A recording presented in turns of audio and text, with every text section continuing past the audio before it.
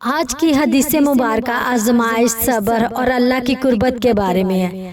ابو عبیدہ بن حذیفہ کی پھپھو حضرت فاطمہ رضی اللہ تعالیٰ عنہما فرماتی ہیں کہ میں کچھ عورتوں کے ہمراہ رسول اللہ صلی اللہ علیہ وآلہ وسلم کی عیادت کے لیے گئی۔ آپ کے قریب ایک مشکیزہ لٹک رہا تھا اور اس کا پانی آپ صلی اللہ علیہ وآلہ وسلم پر ٹپک رہا تھا۔ بخار کی وجہ سے آپ صلی اللہ علیہ وآلہ وسلم کو بہت سخت گرمائش محسوس ہو رہی تھی۔ میں نے عرض کی، یا رسول اللہ صلی اللہ علیہ وآلہ وسلم، آپ اللہ تعالیٰ سے دعا کریں کہ اللہ تعالیٰ اس سختی کو آپ سے ختم فرما دے۔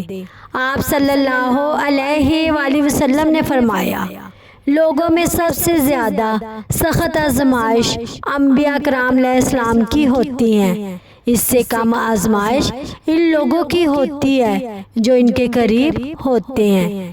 اس حدیث سے ہمیں یہ سبق ملتا ہے کہ آزمائش اللہ تعالیٰ کی ناراضی کی نشانی نہیں ہوتی، بلکہ اکثر اوقات یہ اللہ کے خاص بندوں کے بلند درجات کا سبب بنتی ہیں۔